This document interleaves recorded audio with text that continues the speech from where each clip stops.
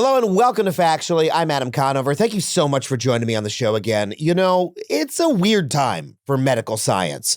On the one hand, we are seeing legit, incredible breakthroughs. We have the mRNA vaccines, which were developed in record time and saved countless lives from COVID. And the same technology holds promise for diseases like cancer and rare diseases like Ebola.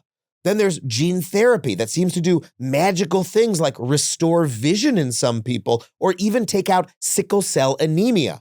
There are also tools to better detect Alzheimer's and ever-improved imaging techniques for everything. All of this is astounding and really positive progress. And it's not just all high tech. We also know more about what people need to do to stay healthy for longer. If you want to prolong your one precious life, there is more to know about it and do about it today than at any point in human history. But, you know, that's just on the one hand. The other hand for American medical science is looking incredibly bleak. RFK Jr., our new head of Health and Human Services, is an anti-vaccine, anti-science charlatan, to be quite honest, and he is in charge of our entire country's biomedical apparatus, and that apparatus is being demolished. We are seeing billions in cuts to the National Institutes of Health, which had been the largest funder of biomedical research on the planet. And we are making it more and more difficult for researchers to work in this country at all. In fact, there is genuine worry that we are going to see a decline in biomedical research in America, period. So, what are we to make of this moment? Biomedical research is reaching new peaks, right as those in power are taking a wrecking ball to it. Well, on the show today to talk about the amazing promise and counterproductive stupidity of this moment, we have an absolutely incredible guest. Before we get into it, I want to remind you that if you want to support the show, you can head to patreon.com/Adam Conover. $5 a month gets you every episode ad-free. We have a lot of other wonderful community features as well. And of course, you can always find my tickets and tour dates at adamconover.net. Now, let's get to this week's interview. Dr. Eric Topol is a cardiologist and scientist and director of the Scripps Research Translational Institute. He's one of the most published authors in medical science, and his recent book is Super Agers, an evidence-based approach to longevity. It is an honor to have him on the show. Please welcome Dr. Eric Topol. Eric, thank you so much for being on the show. Oh, great to be with you, Adam. It's an honor to have you. I apologize if I'm a little sneezy. I'm getting over a summer cold, which, can we make those illegal, is my first question to you. You should not be able to get a cold during June. It was like 75 degrees in LA. I'm sick inside. It's horrible. What the fuck is up with this? I know. The fact that we haven't been able to eliminate common colds by now, it's pretty extraordinary, isn't it? Here's what I would like. If we can't eliminate them, can we make them worse? Because the problem is, a cold isn't bad enough for you to get out of doing any of your shit. You know, I got like one day off, and then apart from like, I gotta go tape a new video, I gotta do the Zoom meeting. But like, if it was just, if I was throwing up, I could have at least stayed in and watched a movie. But instead I just had to work through it. It's horrible being an adult. I understand totally. I mean, one thing about a cold, it does raise up your immunity, you know, that little challenge. So there's some good parts to it. The next time you get exposed to that virus, you'll be, you know, fortified. Oh, so it's fortified me against the other deadlier illnesses that might be coming my way. Yeah, it could help you. Yeah, that's right. Okay. Wow. A positive spin on a cold to start the interview. This is going to be a great conversation. So look, you're one of the most, you know, eminent doctors who is present on social media, on the internet as a public communicator. And I thank you for doing it because, you know, we're obviously awash in medical misinformation to the extent that medical misinformation is now running our nation's health department in the personified form of Robert F. Kennedy Jr. So first of all, I just want to ask, how alarmed are you by that? And what do you think the effects are going to be? Well, you described it really well, Adam. I mean, they're running the show now, and it's pretty scary. I mean, yesterday we saw how RFK Jr. thinks it's fine to have stem cell clinics all over the place that are basically predatory, without data, and dangerous. And that list of the things that are reckless is pretty extensive. You know, getting rid of vaccines, for example, in pregnant women for COVID, where there's been no shortage of demonstrable important benefit. both for the mother and the baby. So, I mean, the list is just endless because it's just not based on any science, any evidence. Now, of course, there's hiring a person to try to link back, which has never been there, autism with measles vaccines, which has been refuted, is probably most refuted extensive, deep research that's been done to show that Andrew Wakefield's fabricated study in the Lancet many years ago, which set the whole thing off, is complete, balderdash. So it's pretty discouraging to see how this is not just you could qualify it as disinformation because it's really going to hurt people.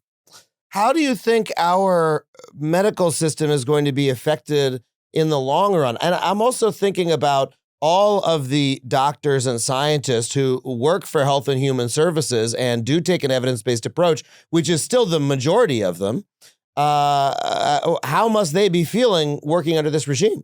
Well, the question, of course, is how are we going to get past it? I mean, on the one hand, what's really interesting is RFK Jr. and his MAHA following have a few good ideas, like, for example, challenging big food about the ultra-processed food constituents to deal with the environment, whether it's air pollution or the microplastics, nanoplastics, or forever chemicals.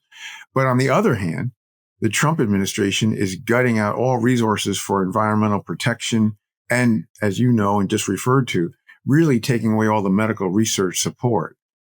So these are not synced in any way. So some of the promises that RFK Jr.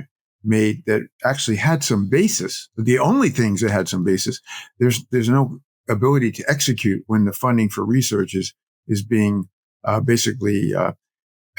I've never imagined anything like this. It's horrific, nightmarish. Yeah, I mean, on my show, The G Word, we visited the NIH and we met, the scientists, for instance, who at that time were working on a cure for sickle cell anemia, which is, sickened and killed countless people. And no one was working on but the federal government. And I believe that program and countless others like it have been just cut and destroyed. I mean, we're setting back medical research by decades, aren't we? I mean, that's actually so important because we've never been in a more powerful position to advance and prevent diseases, the big age-related diseases like cancer, neurodegenerative, and heart disease. So here we have made this remarkable progress. And like you just mentioned, the whole genome editing field, which might not just only help, it has helped rare diseases, but even these common diseases like heart disease. So here we are at this just unparalleled, exciting time. But at the same thing that we're confronting is to take it all apart, just disrupt and upend all the progress that's being made. And I don't know how we're going to keep up any momentum when the rug is being pulled out from under us. Yeah. How much does the traditional medical establishment bear responsibility for the rise of RFK Jr.'s movement or the general sort of anti-science medical movement, right? Because when you look at I think too much is made of him personally because I think he's the figurehead of the movement. But when you look at him, he spent much of his career railing against large institutional actors in, that were hurting the environment, et cetera, right? And it seems that a lot of that anger has simply been turned towards the federal government itself. Look, when you look at big food, right, the federal government is complicit in the problems with America's food system, complicit and often the cause of them. And that's been very, very difficult to change. Not that he's going to be able to change them. He's actually running the wrong department if he wants to do that.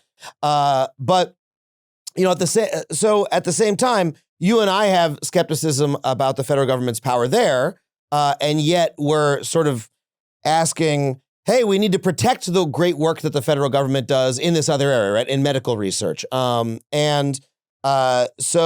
it's difficult because a lot of people simply are skeptical of any large institution, right? So how much fault do you think the medical establishment itself has in, bringing that skepticism about?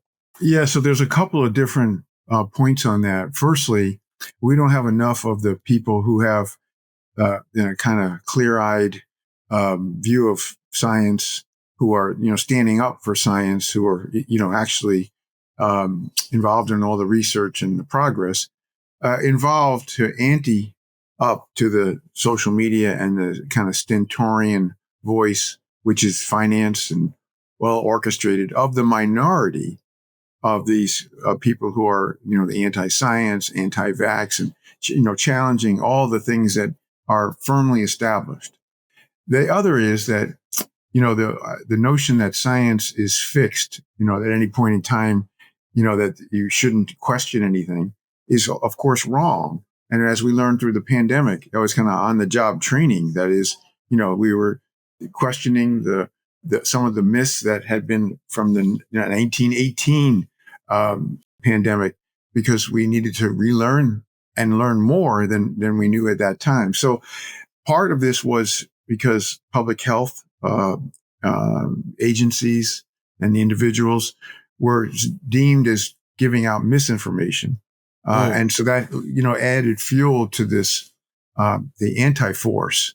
And then part is that we just are not organized. Less than 1% are showing up against the social media. So we're getting crowded out, and that's not less good. than 1% of doctors are on social media. Is that? Yeah. Doctors and scientists basically have been trained, as to, keep your head down and do your work, whether it's see patients, do the research, and don't mess with this whole social media interaction. And so the willingness to express, to have a voice is really low. And there are, of course, people in my biomedical space on these social media platforms, but they're more following. They're not really speaking out. And now, of course, there's a concern about retribution, because we have a culture of fear, that for you to really express yourself, you could have your grant taken away, or you could be attacked. And so we're in even a worse shape than we were before this new administration. I also think, though, that there's a bit of asymmetry between the people putting out misinformation and the people who really know. Like, if it's very easy to start a podcast and say, hey, the cure to what ails you is take my supplement, eat what I tell you, and, work out and don't get vaccinated, right? These are easy, simple messages that have sort of an intuitive appeal to people that you can repeat over and over again. But if you're a real scientist, you're someone who knows, you're thinking, well, the research is extremely complicated. It's extremely technical. We maybe don't know all of the answers yet because the research is preliminary, et cetera. That's a more difficult message to get across. It's a little bit harder to know what to say on the podcast if you're really trying to be like stick to the evidence really strictly, right? Yeah, I mean, that was actually an impetus for me to write Super Agers, because there are books out there and there are people doing podcasts that are putting out things, and companies that are promoting longevity, no less all these anti-aging supplement ads and, extremists out there. And so we need to get this field straight, just like we needed to get the COVID story right. This one is now become center stage, because we have people advocating to get total body MRIs. We have advocates for, not just a long list of supplements, not just one, and paying large amounts of money for things that, for example, plasmapheresis, getting young blood transfusion through a apheresis machine to get hyperbaric chamber or a stem cell treatments. I mean, just crazy stuff for ridiculous amounts of money. These are predatory. These are dangerous. And so this is another new thing right now, which is, where it's being called this longevity moment, which it's not a good one, because it's largely, there's some good science going on in the science of aging for sure. But this is an area that is much akin to what we were seeing during the pandemic, with all sorts of completely bogus, nothing backed up, making these proclamations just like you were reviewing. Yeah. And it's all over the place. And it really is predatory. That is taking advantage of people financially, without data. And it's sad to see it. Yeah.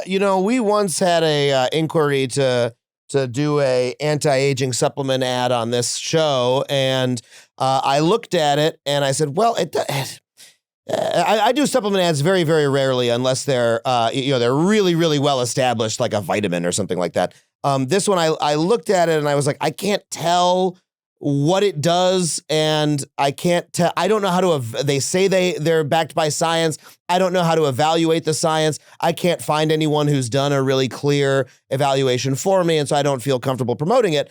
But a lot of people do. And longevity is one of the areas that people are most interested in, right? Because people are terrified of aging. They're terrified of death. And so it's sort of a magnet for misinformation and for advertising like that. How much of your personal data do you think is online? It's scary to hear, but it's probably a lot more than you think.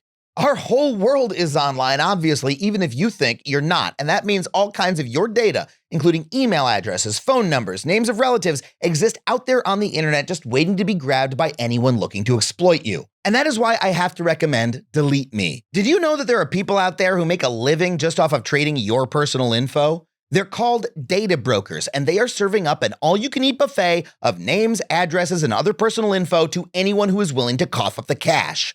If you want to take your name off the menu, you really need to check out Delete Me. Their teams of experts diligently hunt down your personal info, remove it from the internet, and keep it gone, keeping you and your loved ones safe from bad actors. As the world gets more wired, there has been an uptick in online harassment, identity theft, and even real-life stalking, all because of this easily accessible information. So why take the risk? You, your family, and your loved ones deserve to feel safe from this kind of invasion of privacy. So check out Delete Me, not just for your security, but for your friends and family too. You can get 20% off your Delete Me plan when you go to joindeleteme.com/Adam and use promo code Adam at checkout. That's joindeleteme.com/Adam, promo code Adam. So let's talk about the actual science. Let's get into it. First of all, how exactly does aging work? How does it affect the body, and how does it eventually kill us? Yeah, it seems like such an obvious question, but wait, why does time make you die? Yes, really good question. So that's where we've seen some great advances in recent years to understand this biologic process, which really comes down to, we have these super agers where they can make it to, well into their 90s, and they never have had an age-related disease, any major disease. They're the rarity, the so-called welderly. Most of us turns out, are the elderly, whereby in our 60s, we have one of these diseases. And the reason for this is really interesting, because as we age, we have this process called inflammaging. We are much more prone to inflammation in our body and in our brain. And that's bad for our tissue, our cells, because it disrupts them and can actually kill our cells, no less, create damage. The other process that's intertwined, is known as immunosenescence. And that is, young people's immune system usually is really intact, and it is providing great protection. Whereas as we get older, certainly in the 60s and 70s and beyond, that immune system, it's variable, but in many people, it starts to be failing. It doesn't provide the protection. And in fact, if anything, it's dysregulated. That is, it can be overreactive and be causing inflammation when we don't want it to, like in arteries or in our brain, or it can just yield to a cancer clone that's just getting going. So the reason why these three diseases do us in or compromise our health span is because of this unified process of inflammation and immune system. The immune system is what kicks out these inflammation proteins.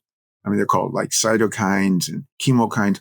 The cells of the immune system are the ones that are responsible for driving inflammation.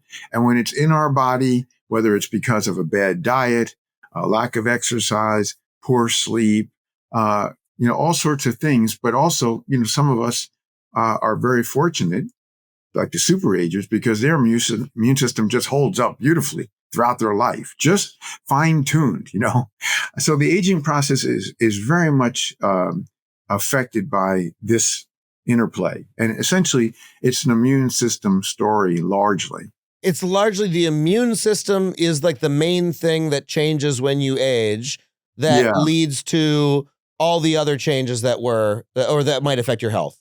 Yeah, if you were to look at one system that's really the prominent, the most important driver, this would be it. And the problem, Adam, is if you go to a doctor today, and here it is, 2025, say, I want to check my immune system. Good luck. There is no test. Okay. You get a blood count, and that's basically doesn't tell you anything about your immune system. Only in research labs where you can sequence the B cells, the T cells, check for all these antibodies and check for functionality. That's the only way we can do it. And we don't have a way except new recently. And that's one of the advances in the science of aging. There's an immune system clock, which will say, okay, Adam, you're this age, but your immune system clock is that age. And this gap here, if it's younger than you, that's great. Wow. If it's older than the rest of your organs and you, because you have a heart clock, a brain clock, clock for each organ, then we better be wary of your immune system. It's not functioning like it is. And that's going to get us to a whole different state in the future of medicine. Because, for example, if you're older and you get the shingles vaccine, it's a twofer.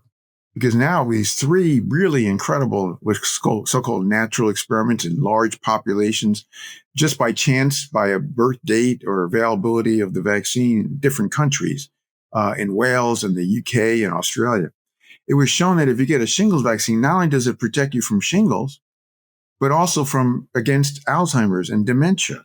Wow. And it's like, wow, that convinced me to get a shingles pair of vaccines.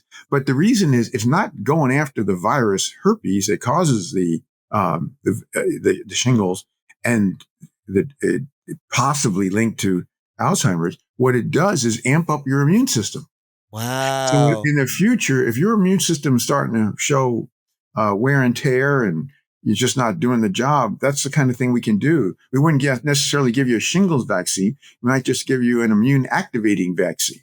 And wait, so the immune system being activated is also preventing Alzheimer's? Alzheimer's, cancer, and heart disease. So what's the connection between the immune system and Alzheimer's? Because I think for a lot of people, Alzheimer's is frankly the most frightening of the age-related diseases, because I've always sort of felt, hey, what happens to my body is fine, but my mind that's me, Right. I'm with you.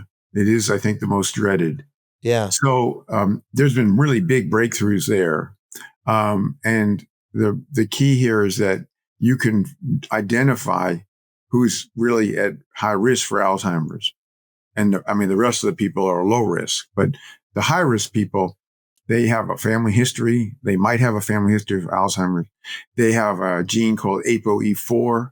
They may be a carrier. They can have a polygenic risk score that you can get from your saliva that will save your increased risk.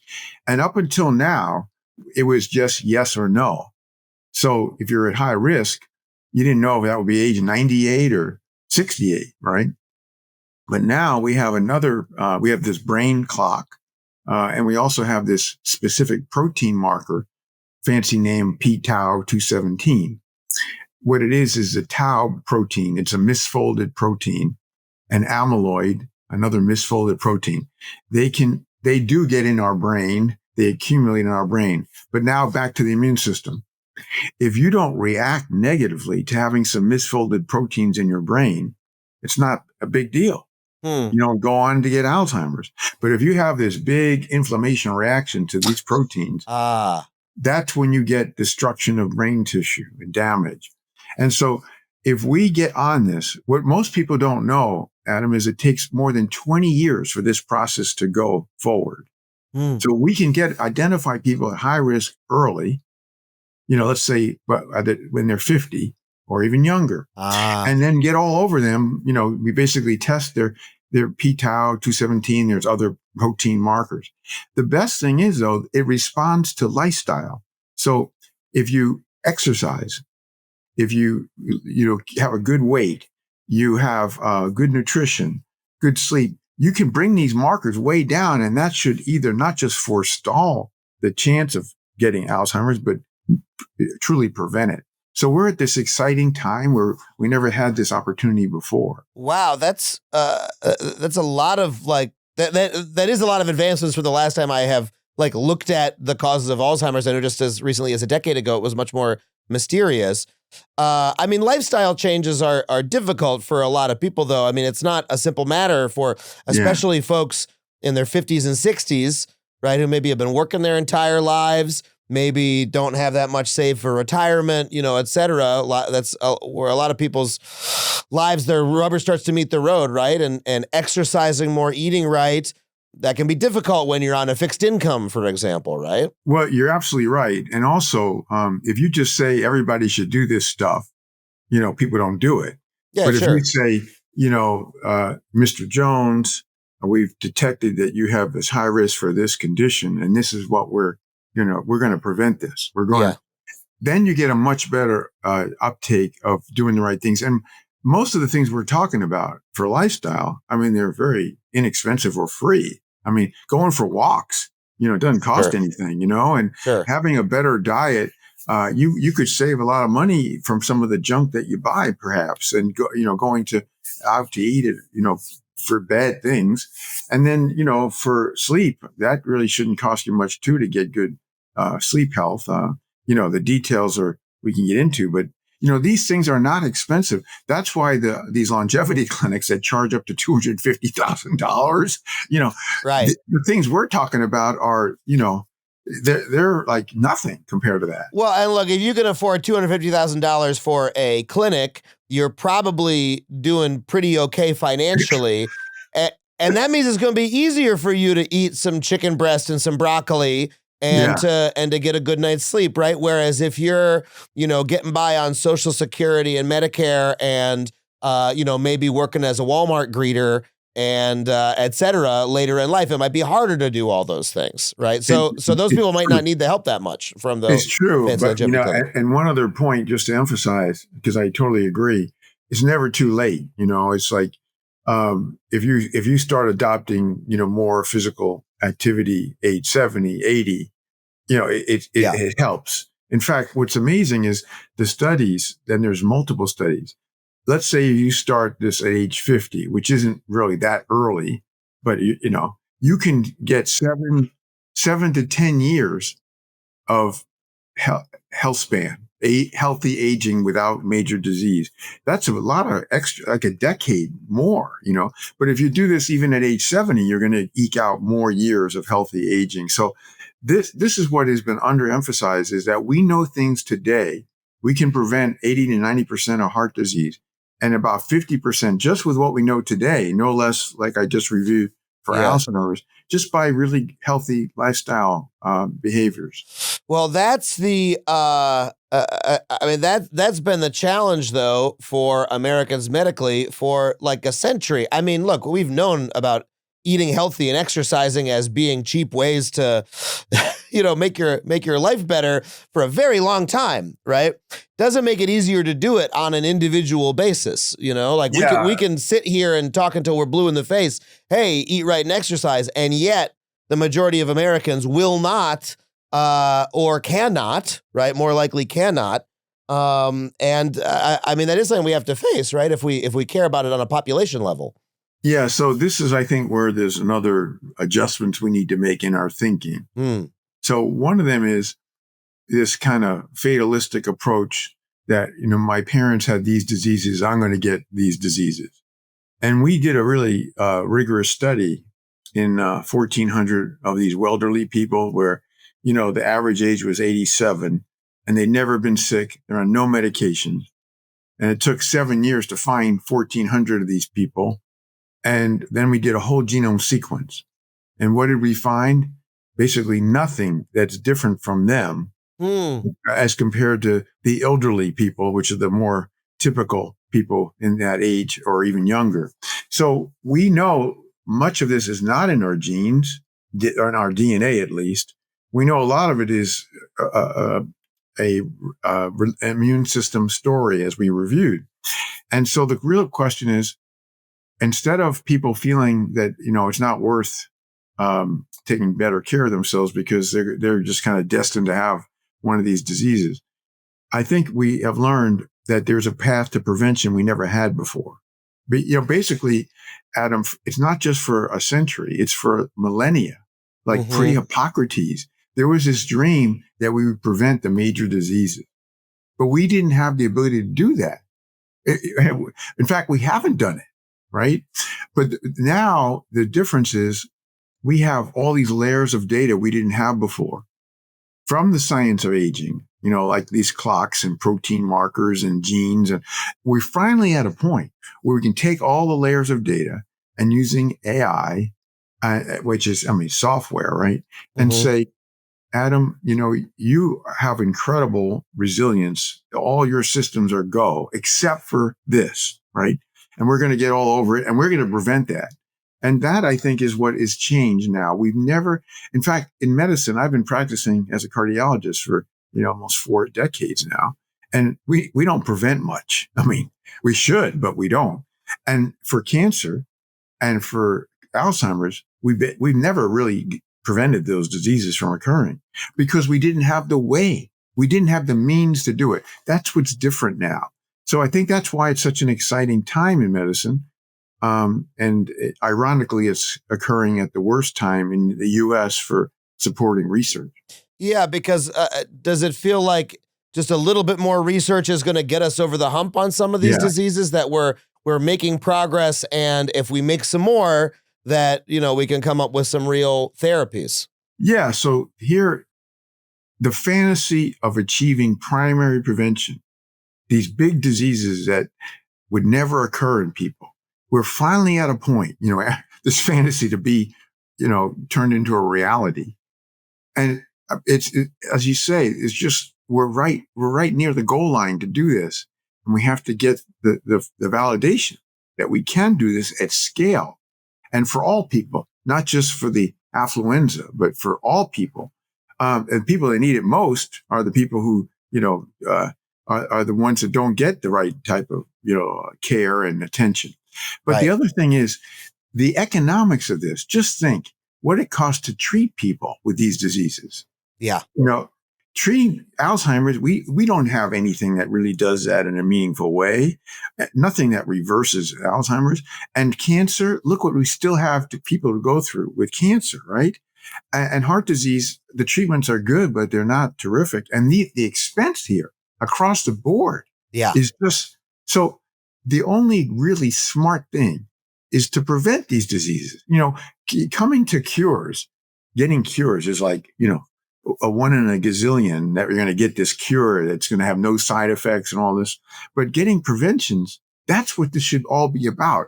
And we couldn't do it, but we can now. And we just have to follow through. And somehow it's going to get done. It may not be in the United States, but it's going to get done. That's the key part, is it might not be in the United States because of A, what's happening politically to our medical infrastructure because of who's running the country right now. But B, we have a pretty unique healthcare system here in the United States, that we have a extremely expensive profit-based healthcare system. And of course, even in places like the UK, there's plenty of people making money. But, in the United States, it is one of the largest portions of our GDP is the medical industry. And, you hear this argument often, and you also hear it from RFK types, that, there's no money in prevention, that the money is in the treatment, not in the prevention. And so I'm just curious what you think about that argument. Is that a piece of why we don't prioritize prevention enough in this country? Yeah, we have a very much of an outlier, horrible model for healthcare, and you nailed it. So when I was asked by the UK government to do the review of the NHS, the National Health Service there, I learned a lot about how that country works. And the amount of allocation they put into healthcare is a tiny fraction of what the U.S. does, as are most countries around the world. We are truly the outlier, and we have the worst outcomes of all rich countries. So here we have a real interesting situation is in this country, the insurance and the Medicare and our whole system is geared for reactive, not preventive care. Their quote prevention is, we want to have you get a pneumonia vaccine, pneumococcus, or something very primitive, but not for preventing these diseases. Not for that, because everything here is got this motivation of malincentives. I get paid to treat this person's heart attack, cancer, or their mild cognitive impairment. That's how I get paid. And that's why I'm going to do all these scans and tests and put them in the hospital. That's how our $4 to $5 trillion system per year is managed. Whereas in other countries, to the north of us in Canada, the UK, and so many other countries, they do have an interest in their population because they don't have insurance companies that people can change one year to the next. They are trying to do the care of the population at the lowest cost and the best care. And that's a whole different model. It's a egalitarian. It's what we should have, human health. It should be a citizen's right to a human, that should be, everyone should have that. And we don't have that. And I don't know if we're ever going to have it, certainly not in my lifetime. So we're very disadvantaged even before this pseudo Maha movement, Make America Healthy Again. If we wanted to make America healthy again, we would be doing almost everything the opposite of what's happening. But we already had a very poor system to do these things because of the malincentives that are perverse incentives, if you will. Yeah, or sometimes lack of incentive. I mean, when you talk about how Americans move from one insurer to another, so none of those insurers really have reason to watch those people throughout their whole lives. What about the millions and millions of people in America who have no insurer at all, have no health care at all?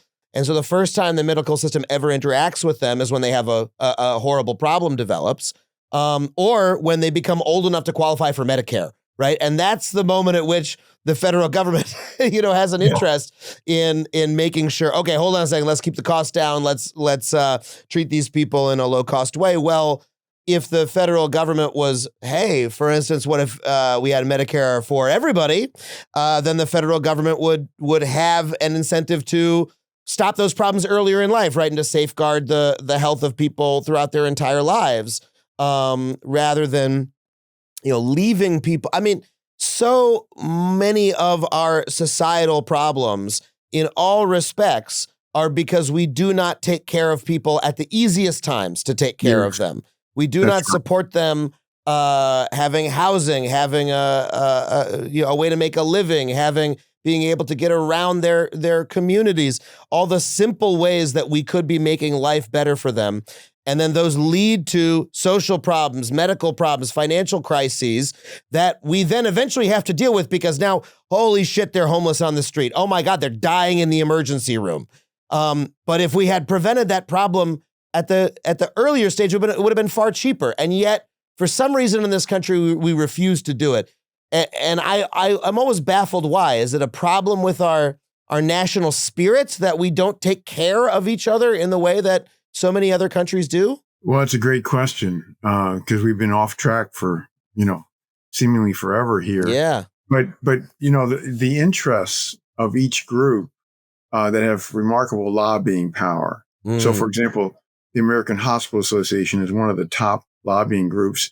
And here we could get a lot of people, they never have to be in the hospital because we could use, sensors and AI and monitor them home and be like an intensive care unit at home. And that, you could, one night in the hospital is a charge of over $5,000. In a regular hospital room, you could buy years of data plans for people and all sorts of technology and algorithms to monitor at home. Why would the American Hospital Association want to do that, right? And so they wouldn't want to do that. The pharmaceutical industry. All right, so why have this country never negotiated drug prices? all these years, every other country, they would really take these companies to task and say, why are you charging this ridiculous amount for this cancer drug that gives 3 months more of life, or, this whatever drug? And the problem here is we just are bowing strong lobbying of the biopharma industry. And the list just goes on of all the insurance companies, very strong lobbying power as well. And they basically have such a chokehold. And because they have no long-term interest in their members, if you will, their employers or their individual members, why would they possibly change their model of actually caring about and preventing diseases? So we don't have anything in our stack of strong governmental lobbying power or government willing, like, during the Biden administration, and they said, oh, finally, we're going to seize control of the drug prices. Well, in a way, that was a joke, because they did get insulin prices down. The companies that made insulin, they didn't care, because they were making these GLP-1 drugs. They knew that they don't need to worry about insulin anymore. And meanwhile, all the other drugs they wanted to move on, it was like over the next 10 years for 10 drugs. Wow. Well, this should have been for all drugs, but, it costs a third or less for any of the costs of our medicines if you go to other countries. So these are just examples of why we can't provide for all our people, all 330 million of them, in an equitable way in this country. Is there a reason that you think the United States, and I know you're not a historian, but just off the top of your head, I'm curious, is there a reason that this form of hyper-capitalistic medical industry grew in the United States, whereas other countries grew different models? What did happen? There's probably some really good reasons of how this got entrenched, but I'm not really sure if I could tell you. We'll get a historian on sometime. Yeah. I'm not trying to put you on the spot, but it's so funny how in America you start talking about the problems with our medical system, and it's so the question so quickly balloons into how our entire society is structured and organized, and why are we this type of country rather than another? I think it's such an irony, though, that again, that the MAHA movement, the Make America Healthy Again movement, is actually doing the opposite of the one thing we would need done to make America actually healthy, which is that we need the government is the only organization in America who is tasked with looking after every person, and it needs to look after Americans better. And the one part of the federal government that actually did do that was our scientific research apparatus, the NIH and the rest of it, that it was one of the best in the world and one of the best things about America. And that's the one thing that the one thing they're doing is destroying that. They're not actually expanding. Why isn't RFK Jr. talking about, expanding Medicare, right, to cover more people, or childhood health or anything like that? No, everything's just the opposite. I mean, the NIH is truly seen as the crown jewel of biomedical research in the world. It had a budget before this administration of $47 billion, and some would argue it could have been much higher for the investment return.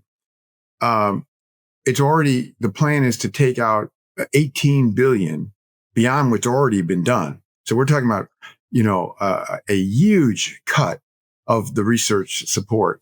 And that is what is the engine for, the discoveries, the prevention, the new medicines. 99% of new medicines have come out of NIH-funded research, even though the pharma companies, of course, exploit those discoveries. So this is a real problem, is that the MAHA movement, which, I like the idea, let's get Americans healthy, but it's totally dissociated from what is being done. And it's just everything we're seeing now is an illusion, or delusionary, because there's no way that that's going to get executed. If you take away vaccines, you take away the mRNA platform, which was used for COVID vaccines, but is used also to treat cancer, to use for genome editing and gene therapy and all these other autoimmune diseases. Now they want to gut that work, which was, a Nobel Prize just a couple of years ago for saving millions tens of millions of lives during the pandemic. Yeah. I mean, the kinds of stuff that's happening now is unimaginable. And as you said, the mission of healthier American citizenship, that's great. But the methods of reckless, indiscriminatory cuts of funding, I'd love to see the funding be more efficient.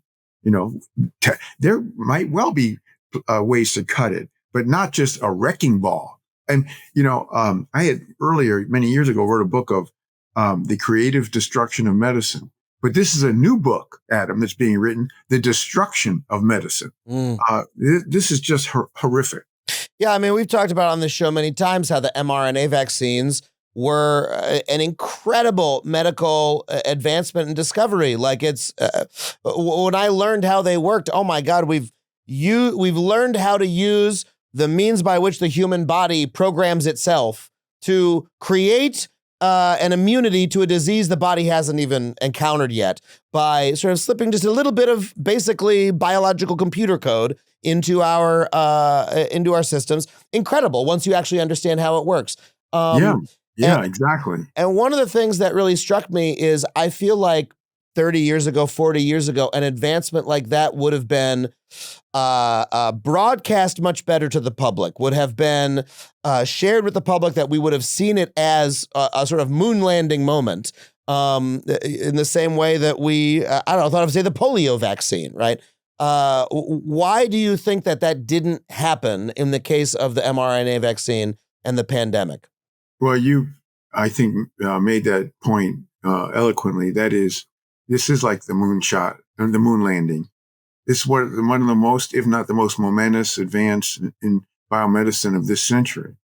And that is right in the midst of this pandemic that was such a killer, that within 10 months of sequencing the virus, the trials of 70,000 people with placebo control show that 99% of people are protected. I mean, just incredible. You just don't see that kind of efficacy. Now, of course, it didn't last, as we learned. The immunity waned over the course of many months, but it saved the lives, because even though the immunity to getting an infection of COVID was waning, the exposure to that spike protein, that's the only thing, not the virus, but just as you say, the code for the spike protein. Enough of that spike protein was inducing immunity to prevent deaths and hospitalizations, which still is the case today. So the point being here is that this saved, tens of millions of people's lives.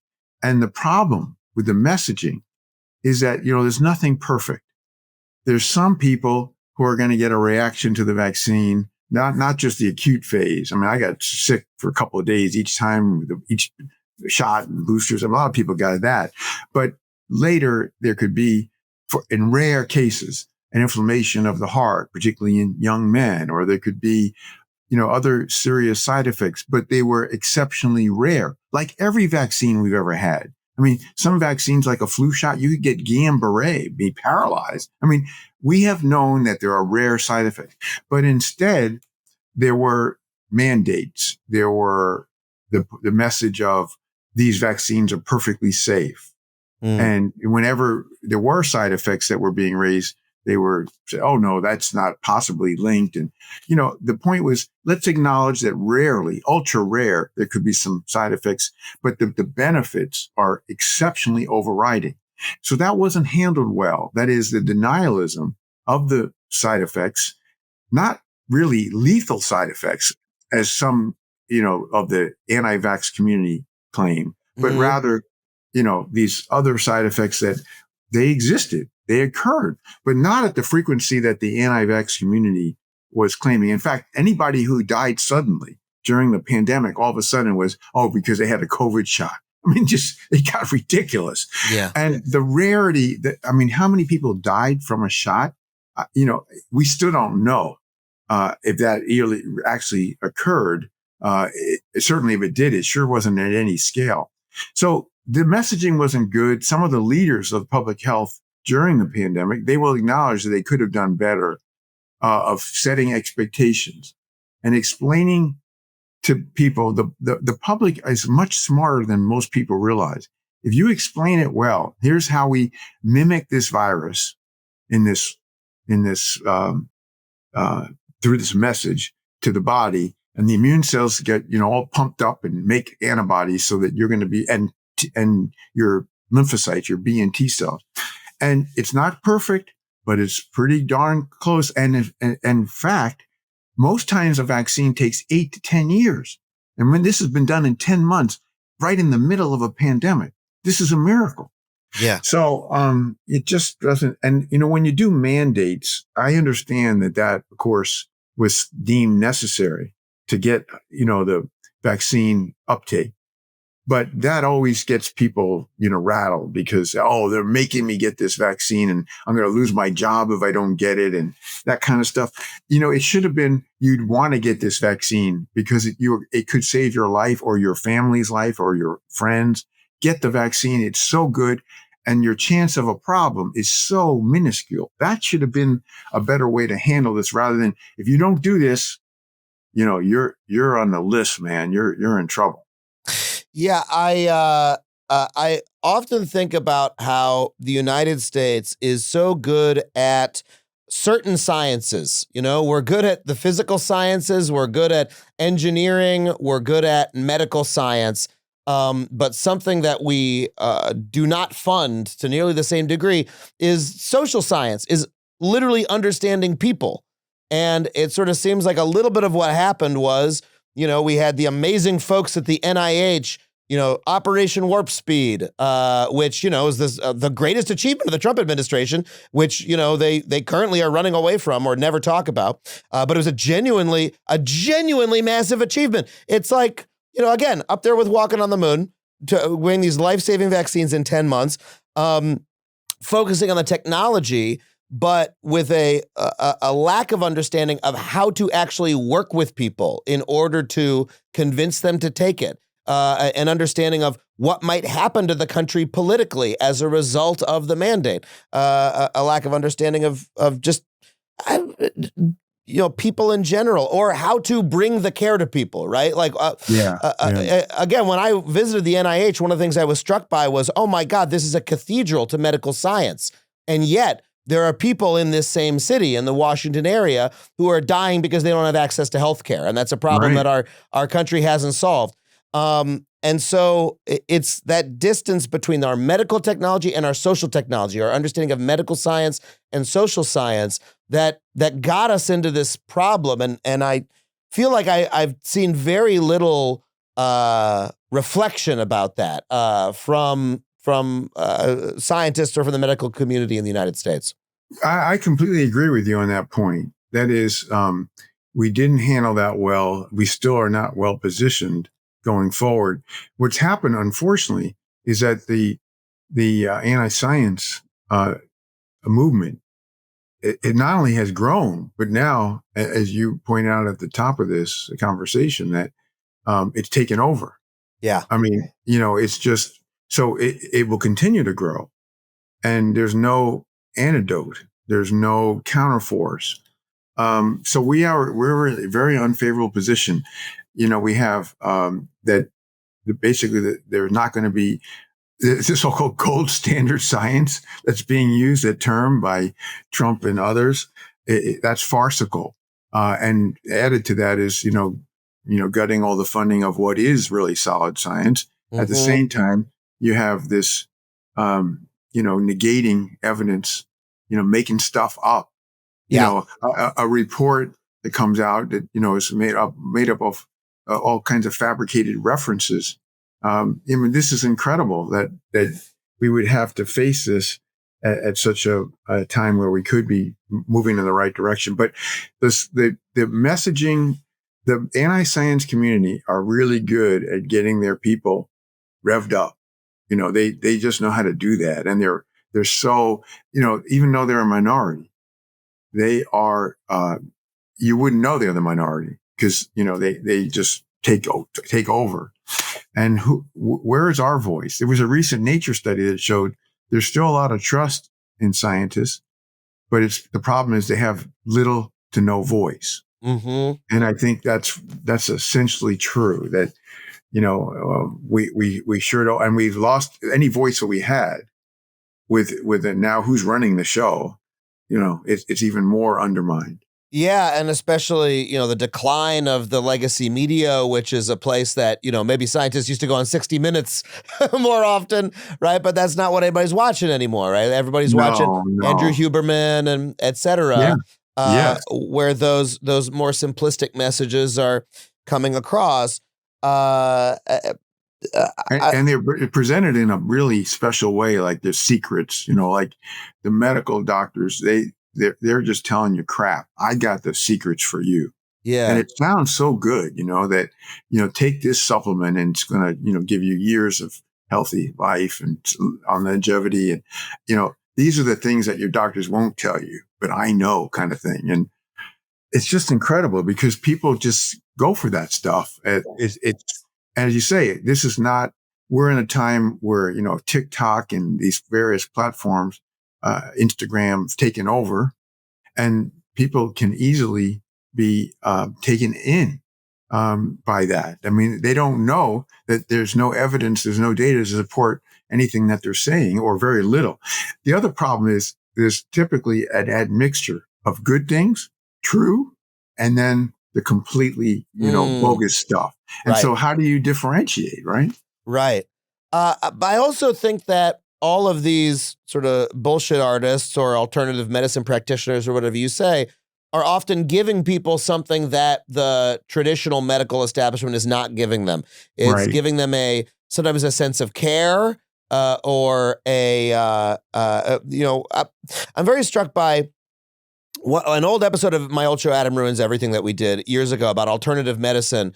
Was one of the most revelatory for me we ever did, because we talked to a doctor who told me that one of the reasons like alternative medicines really do work to some extent is that the placebo effect is real. It really works on your body, but it works because you believe that it's going to work. And what makes you believe it's going to work is you're talking to someone who is treating you with care and with kindness and really listening to your problem and et cetera. And that makes you believe. And then that makes certain, disease fighting things in your body activate. And that's something that a good doctor will do, a good, evidence-based doctor, but it's something that they often don't. People interact with the medical system and they leave feeling a lack of something if they're able to access it at all. And so there's a gap that, these sort of bullshit artists are able to fill. Does that track for you? Yeah, let me build on that, because you're making a fundamental point here in that there's been such erosion in the medical community for the patient-doctor relationship. Typically, not only does it take many weeks to get an appointment, but when you finally have this appointment, we're talking about single-digit minutes, and the doctor typically isn't even looking at the patient, and you have no real relationship. There's no bond. It used to be, decades ago, this was the most important, intimate relationship you might have besides your partner in life or whatever, your family. But that's lost largely. Yes. Now, what you really highlighted is about care. And, this famous quote from 100 years ago, Francis Peabody, the secret of medicine is care for the patient.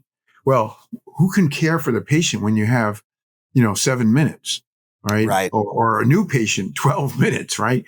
So that's just led to rejection, repudiation of, I don't get anything from my doctor.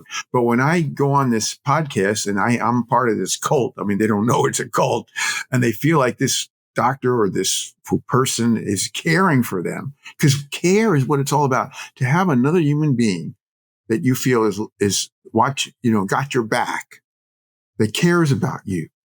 That is the most meaningful thing that you could ask for, even if that person is not practicing, the stuff that's evidence-based. It doesn't matter, because I'm getting cared for, right? This is so big. And if we don't get that patient-doctor relationship back, we're not going to get, medicine to move forward in a meaningful way. Yeah, if we don't have that personal relationship, including with media figures. Like if we, we have parasocial relationships with people in the media, and that's what folks have with a lot of these, sort of RFK aligned people who are doing podcasts. We don't have enough actual doctors who are doing this, who are creating that connection of care. I know you talked to this fella, Dr. Mike, who is a big medical YouTuber who is evidence-based and does have that relationship with his audience, I can tell. I know that you're building it yourself. You have a very popular Substack where you write about very, really follow the evidence in a direct way and are communicating with folks and have become a leader doing that. Do you think it's something that's possible that we can have more real doctors communicating with folks in this sort of setting? I hope so. I never lose hope. I'm an optimist, so I hope. But I keep trying to get the people that I'm involved in training and the younger crew to do this, and it's hard. As much as I try to tweak them and beg them, the success rate for me to get them to actually show up is low. So I haven't lost that optimism, but we do need it. I mean, I just think about Dr. Mike's 35 years old, right? Yeah. And this guy has a phenomenal audience and is like telling the truth, right? Yeah. I mean, what if we had thousands of Dr. Mikes? Sure. 100, it would change everything. But he's like a lone ranger. He's one of the few young doctors who, because he's stuck to the science, he's now bringing in the group. He's actually even converting some of the people that were the doubting Thomases to, believe back in the real data, the evidence. So I give him a lot of credit. We need so many more. We need exponentially more like him. Yeah. I want to make sure we talk a little bit more about the subject matter of your book before we go, since we are here we are talking to a real doctor who really knows the evidence and the science. Let's take advantage and let's learn a couple fucking things. So, when it comes to aging, you say there's all of these, longevity companies out there, and they're offering these massive numbers of tests that you can do for very high rates. Is it good to get all of these tests or no? No, very simple. Don't do it. Because you're wasting your money, but worse than that, you'll get false positives. Whenever you do a test in medicine, you want to do it because of a pre-test higher probability. But if you just do tests on a willy-nilly basis, like get a total body MRI, the chance of you finding some nodule in your lung or your liver or somewhere else that has to get biopsied and have all sorts of other, rabbit hole investigations, this is really bad because the number of people harmed, right, by whether it's unnecessary blood tests, calcium scores for the heart, the total body MRIs, the list goes on and on. The harm ratio, and everything is this ratio of harm to benefit, and the chance of you benefiting is less than the harm. And so this is the real problem. There's so many companies. I reviewed 12 of them in a recent Substack, and that they're basically getting every test under the sun. Now, in a way, they're moving in the right direction, is having more data per each person, so you could forecast what is their vulnerability. But that's not the way to do it. The way to do it is a tiny fraction of these tests, the right test, the right person at the right time. Well, of course, that's not financially a good model. They want to just have everybody get everything. Right. And of course, they're catering to the rich who could afford to do all this stuff. Yes. And they use tactics like, this Conover company that does a total body MRI. They've had, Kim Kardashian and all these celebrities that had a total body MRI says they saved their life, and just complete BS, right? But this is their marketing. I mean, they're very effective marketing forces. So I hope that people from the book will get that there's no reason to do this. And that if you're going to have a test like the one I talked about for Alzheimer's, it's because you're at increased risk. And because then things line up, and then you have a way to, if you have a test and it comes back with something that's not actionable, what good is it? Just to cause you worry the rest of your life? So Yeah. you not only want to have the test that you need for your situation, but one that you can do something about. And that's, of course, what's so exciting about the future of medicine. And that's what Super Agers really gets into, which is we have a way of actionability to prevent diseases that we didn't have before. And it's a whole new day. And let's get on this. It's a hard thing to tell people, hey, don't get every test under the sun. It's very natural for someone to look at a pitch saying, hey, get these 20 tests, you'll get all the data on your body. Most people say, yeah, sure, give me the tests. I want to know everything. It's a very counterintuitive idea. Well, what if the test gives you a false positive and then you end up getting a surgical procedure you didn't need? Yes. And that's going to happen statistically more likely than you're going to learn something good. I love that because it's a counterintuitive point, and counterintuitive points are my favorite thing. But it's a little bit hard to tell people that, right? Because most people are going to say, I want to know. Oh, yeah, no, they have this thing about, more is better when more is less. We've not yet moved into this kind of era of individualized medicine that each of us are unique. Even identical twins are unique. And the fact is that this idea of doing anything the same for all people is inherently wrong because of our unique status. So that's why not everybody should have all these tests. In fact, only a few of these tests might be justified, in a specific individual. So trying to do this kind of carpet bombing approach or whatever you want to call it, where it's just completely fundamentally wrong. And I know we can do better than that. I mean, like if you just look at mammography, 88% of women, 88% will never have breast cancer in their life. So why do every woman is supposed to have a mammogram starting at age 40 or 45, every other year or whatever? That's crazy. Because we could identify the people at high risk and say, you know what, you're the ones that should have the mammogram every couple of years. And the others, you might not ever have one at all or every decade. Or we waste so much because of this idiocy that all of us are the same. Yeah. And we're only going to use age, just your age. And then we're going to do mass screening for colon cancer, prostate cancer, breast cancer. It's just dumb. We have to do better than this. So yeah, you use this phrase individualized medicine, and this is something I've been hearing for a long time, at least a decade, that this is the future of medicine. And to a certain extent, it just sort of seems natural. Yeah, there's a person in front of you, they have specific symptoms, they have a specific life history. That's what every doctor should do, is treat each person individually. So how is this a sort of revolution in medicine? That's what it's always billed as. Yeah, I mean, the idea was, you would know what medicine, what dose you would take by your genes. And there's something to that. And certainly in cancer, by knowing the mutations of your cancer, that can help give you better treatments. But we've never used it like what you and I are talking about today, which is to prevent diseases. We've never used it. And the reason is we didn't have all these layers of data from the science of aging about what's going on in our brain and our immune system and in our heart arteries and inflammation in our body and all this stuff. We didn't have it. So we couldn't use it in the most important way. And so you're right. This term precision medicine and individualized medicine, it's been around for 20 years, but it didn't have real legs, potential, until we had the missing layers of data that we have for the most part now, or will imminently.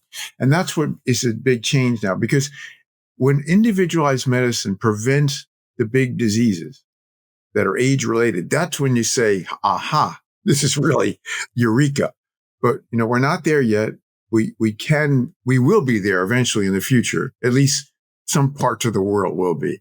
Yeah. Tell me about, just to wrap us up, you keep saying that we're so close to solving so many of these diseases. Where do you think we'll be if we are able to rebuild our science research apparatus, right, and actually make these pieces of progress? What kind of future could we have in terms of aging? Like, we're not going to cure death, presumably, but are we talking about, increasing the human lifespan even more, increasing people's health as they're extremely elderly? Yeah, I don't think, trying to extend lifespan per se is of any real reasonable goal if that person's lifespan is extended with one of the, particularly Alzheimer's, but if they're fighting cancer or they have Right. bad heart failure. And, so that is the wrong objective. But if you want to go for health span, I see that we will do this. It's inevitable. This is where AI is kind of the real frontier of AI for healthcare, where it really finally does what it actualizes its potential. And the reason is that if you have a way to start off, in somebody in their 40s or 50s, ideally, but even in their 60s, to say, I want to determine if you're at high risk for anything. And I have not just lifestyle, but also medications that will, and some of them exist today. Some of them will be coming out in the near term. That we will be at a place where we're going to have lots of super agers. Today, they're the rarity. But in the future, they'll be the most common. We'll flip this from the elderly to the welderly, right? So I'm confident that we can do this. The question, of course, is there a will? Well, there doesn't seem to be much will when you have the funding, being just completely gutted. So this is a problem right now, is that we're close. You have to validate it. So you have to show in a study. So, you randomize people to having their risk defined and prevention. And then the other half, business as usual, medicine as usual. And you show that in those people, let's say Alzheimer's, that you got all over them. And by the way, all their markers went in the opposite direction. Their brain clock got younger than their body actual age. Their p-tau 217 dropped by 80%. Their methylation clock changed, years younger. That's the way you prove it in a kind of ideal trial. And that has to be done. That can be done today. That trial that I'm talking about, it should be done today. And that's how we start eradicating Alzheimer's disease. Wouldn't that be a dream that's worth pursuing? Yeah, it's an incredible vision. And I hope we're able to actually do it and we come to our senses as a country. In terms of what people can individually do, I'm curious if in your book, to wrap us up, if when folks are aging or if they have aging parents, as I do, what are the steps that they can do individually to make sure that they age in a way that increases their health span? I love that word, by the way. Yeah, I mean, that's the key to health span. It's all about, remember, we talked about inflammation. Mm-hmm. So you want to have a diet that doesn't promote inflammation. Things like ultra processed foods to minimize it if you can, and red meat and, fried foods, things that are just bad for you. It's fine to eat these things, but not on a frequent basis, right? So a diet that's sound, optimal, exercise that's not just aerobic 5 times a week, a nice brisk walk or, even more rigorous, but also balance and strength or resistance training. Yes, and that's a then huge sleep. one. People need to get, not just that they get 7 hours of sleep, but more importantly, do they get a good amount of deep sleep? That is the early slow wave sleep. That is when your brain is getting rid of all these toxic metabolites that each day you generate. And if you don't get rid of them, they cause inflammation in your brain. And you don't want that. So adopting a regular schedule of sleep, trying to stick to that, trying to get as much of the deep sleep if you track it. These are the big things that will help everyone's health span. But as you point out, Adam, it's hard to get everybody to do that until you say, we can prevent this disease. Let's go after this. Yeah. We can prevent Alzheimer's this way. Yeah. Incredible. Well, Eric, please tell us, where can people find you on the internet? Well, I'm on Substack, Ground Truth. I'm on X, Blue Sky, LinkedIn. I don't have the presence of Dr. Mike, but I try to do, I try to show up and share what I learn and, try to pull things together. And I'll never lose my optimism, even though, of course, it's being challenged right now. Yeah. Eventually we'll get to this. Yeah. You know, we've been through worse periods as a society. We used to not even understand what germs were, right? Yeah. And so, you know, maybe we're going through a brief period of forgetting some of the medical things we learned as a society, but hopefully we'll be able to get back to it and keep learning and improving our lives pretty soon. I'm with you. In cardiology, we use this term reactive hyperemia, which is when the blood flow is really diminished. But it comes back torrential. Wow. So what I'm thinking is, okay, we're going through a rough patch, but when we get over this, watch out. I love that metaphor. I love the idea of cardiologists using like blood flow metaphors in everyday life is very funny to me. Thank you so much for being here, Doctor. It's been wonderful to have you. No, I really enjoyed it, Adam. Thank you. Well, thank you once again to Eric for coming on the show. If you want to pick up a copy of his book, Super Agers, you can get it at factuallypod.com/books, and any book you purchase there will support not just this show, but your local bookstore as well. If you want to support the show directly, head to patreon.com/Adam Conover. $5 a month gets you every episode of the show ad-free. For $15 a month, I will read your name in the credits of the show. This week, I want to thank Avaro Eggburger, Tracy, Nicholas, Jose Saura, Aaron Harmony. It's not so hard to pronounce your name. I just have a cold that I'm getting over, all right? Joseph Mode, Rodney Patnam, Greg 0692, Marcella Johnson, and Matthew Bertelson, aka The Bugmeister. If you want me to read your silly username or your real name at the end of the show, head to patreon.com/Adam Conover. We would love to have you. I want to thank my producers, Sam Radman and Tony Wilson, everybody here at HeadGum for making the show possible. Thank you so much for listening, and we'll see you next time on Factually. That was a HeadGum podcast.